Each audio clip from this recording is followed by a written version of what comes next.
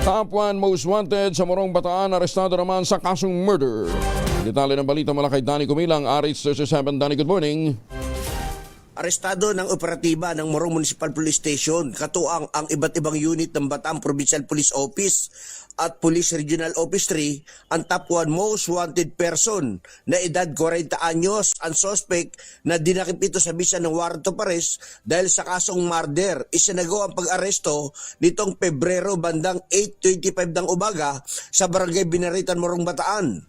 Ang warrant ay inisyu ni Honorable Francis Abilin Beno Gallega Vargas, presiding judge ng RTC Branch 92 Balanga City noong Pebrero 5, 2026 na may criminal case number 26531 at walang inirekomendang piyansa.